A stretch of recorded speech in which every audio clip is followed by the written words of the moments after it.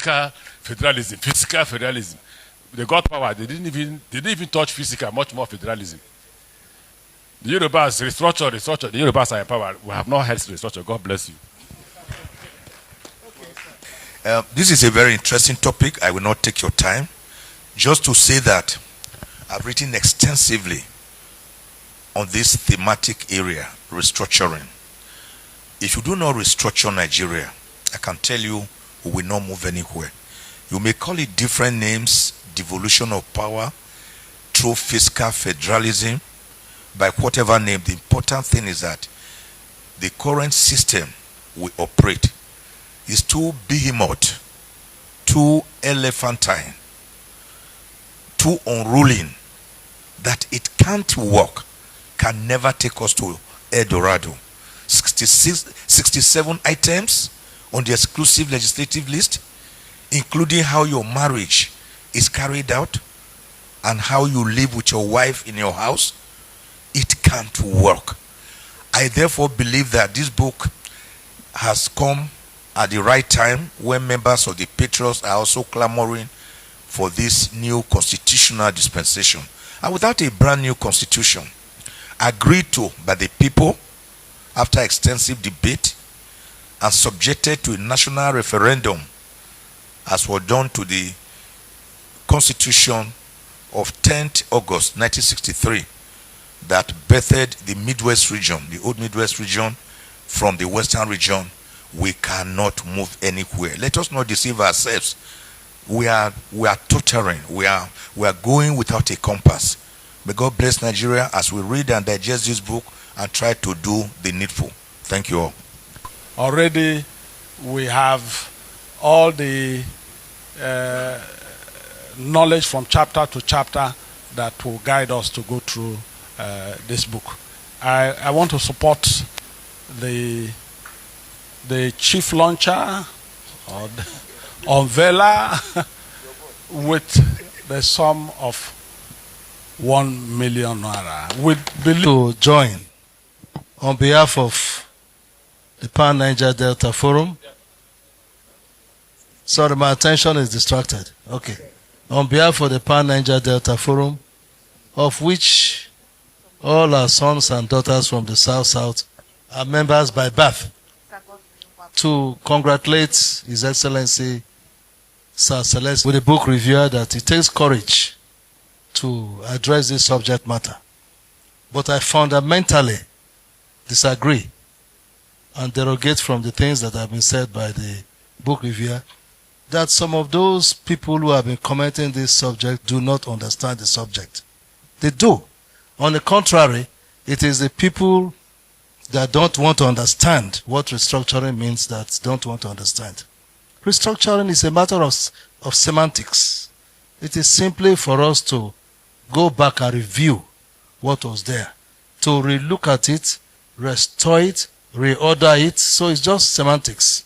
But what is fundamental is that nations are built by foundational principles. When nationalism started in Nigeria, it came in the aftermath of the Indian independence. And before this event started, I was in a conversation with Chief Chibuike Amechi on the fact that our founding fathers had elite consensus. They reminded each other at every beck and turn that we are different, but we have chosen to be one. There was a consensus that Nigeria, and whenever Azikiwe told Sadwana or Tafawa Balewa that we are one, they said, no, Zik, we are not one, but we have decided to be one as a people. India and Pakistan, on the eve of their independence, said, we don't want to be one. British separate us. And they were separated. But in case of Nigeria, our father said, we want to be one. Then they now said, these are the principles on which we are going to stay together. We are fundamentally derogated. We are fundamentally departed from those foundational principles. So when people talk about restructuring, whether it is fiscal regime, or it is devolution of power, or it is any other thing, it is saying that let us try as much as possible to erect those pillars that our fathers erected as guiding principles for the Nigerian Federation, which all countries do. And that is what happened in America after 1776. George Washington, Thomas Paine, and Jefferson and all of them, Federalist Papers, agreed these are the principles for the American Constitution. So when we talk about restructuring, as Obang Victor Atta said, there were principles. So we're happy that Your Excellency have put this down, and we should allow more Nigerians to converse, to discuss, and spread the ideas in this book and similar thoughts, and let us see how we can make our country better. The restructuring is just a word. Let us look more at the moral and ethical background to that word, restructuring. On that note, I'd like to say that we from the South hold very strongly that we need to keep conversing about our country.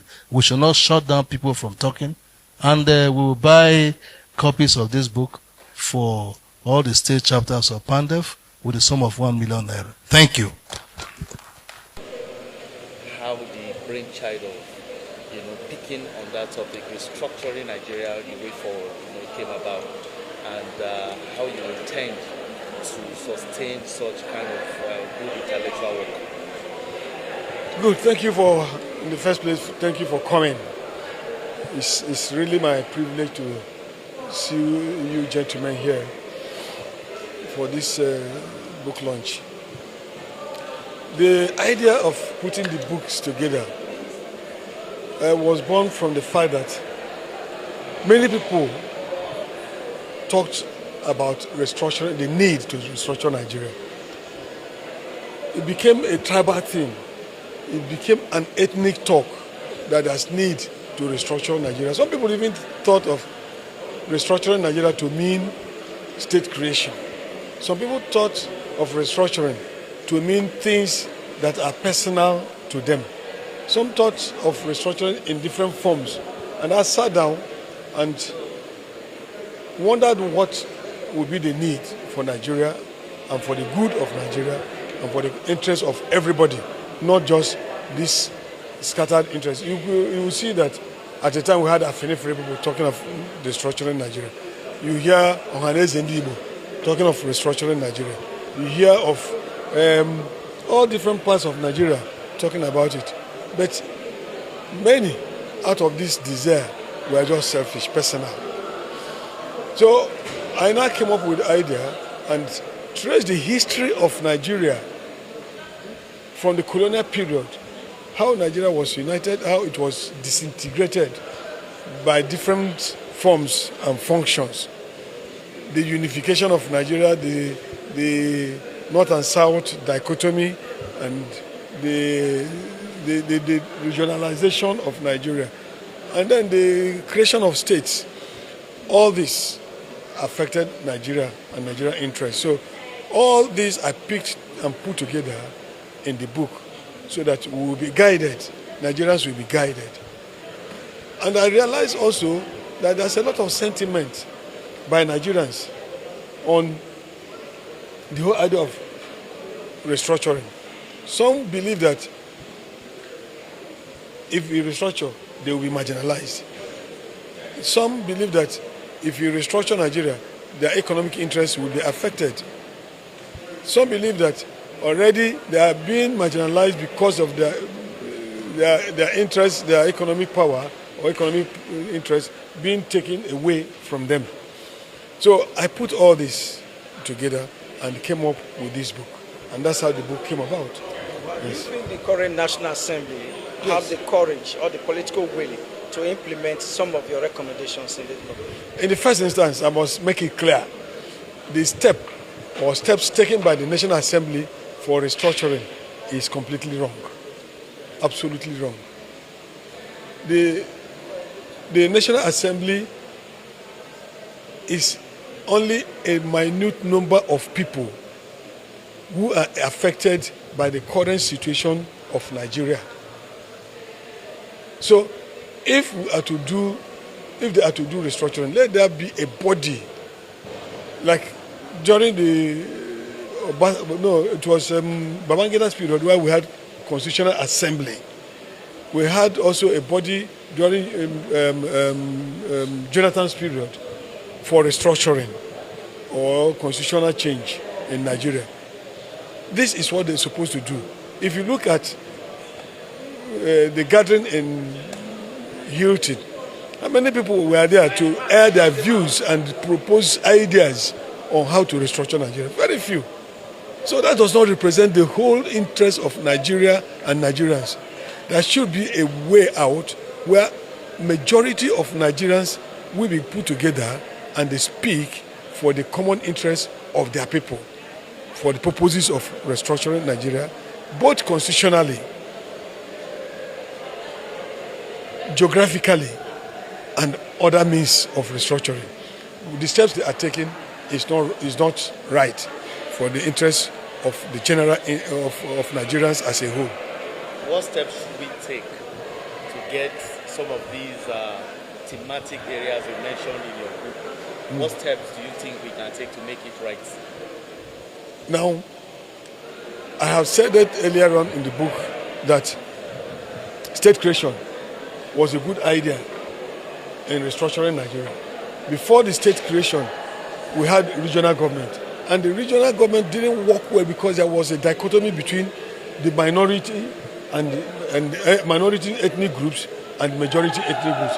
And the minority felt they were being humiliated and they continued in the protest. And so the thing went on and states eventually were created. When states were created, some other people also thought they were being marginalized. But then it was a better step than the regional government.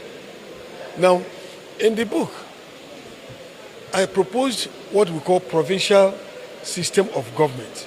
The provincial system of government is what we now have as the geopolitical zones forming their own system of government. Now, the geopolitical zones are made up of states. I give you an example of South-South, for instance. South-South is made up of about 6 states. And the 6 states will form the province in Nigeria. Now, the 6 states will locate where the headquarters will be. And when they locate their headquarters, they will now they have their own legislative body. Why the state legislative body, that is House of Assemblies, Houses of Assembly, will remain. And there will be a provincial House of Assembly. You understand? Now, from the state provincial House of Assembly, we will also now have the Senate also coming from the province. Now, I propose that the idea of House of Representatives should go. The idea of Senate remains, but then it will also reduce the number of senators because each province will now, well, not by nomination, by election, have up to 10 people from each province representing them at the Senate. So if you say 10 times 6 provinces, that is how many? 36? 10 times 6. That's 60 senators instead of 100 and something. And that goes a long way to reduce costs, bring the best brains in the administration of Nigerian legislative system. Now, the same thing goes with the judiciary. The state high courts will remain. That's my own proposal. The state high courts will remain. And with the state high court, there will be a provincial court of appeal. Still, there will be federal court of court of appeal for the national level. Now, with the provincial court of appeal, we now have Supreme Court. So there will be no need for appeal from state to province to federal high court to all sorts of levels. We now have state to province to Supreme Court. That shortens the long run where judgment is being delayed for more than 1, 2, 3 years. In fact, Supreme Court now can keep your case for more than 5 years. You've not gotten judgment. So this reduces the number of years people will spend in getting judgment. The same thing with the executive. Now, you look at the economic power. the physical federalism we are operating is not the best for us. Every village wants to be a state because there's a ready-made money. Every person wants to fight for his local government to be a state at the national level because you think the money is there. And yet, there are few states that are generating income for the federation account. You understand? So, if we now say that each state should take 50% of what that state generates, 50% of that goes to the province. 50% of what is generated at the province goes to the federal. Now, 50% of what is generated at the federal is retained by the executive. The 50% of what is left is now distributed amongst the remaining states. It simply means that you will work hard. Each state will be made to work hard to raise their own income and sustain themselves.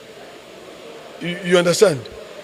If states are made to work hard and sustain their own their economy, and then the province, you see that there will be little wastages, and then there will be economic development at the state level. There will be competition for survival amongst the states and the provinces.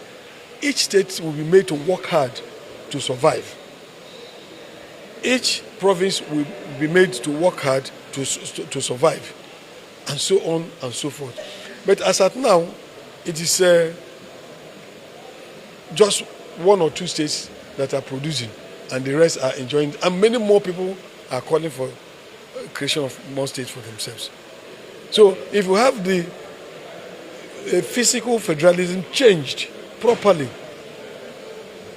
it will help in the development of the states, the development of local governments, development of the provinces, and also development of the federal government. And then the fight to be the president of Nigeria will stop.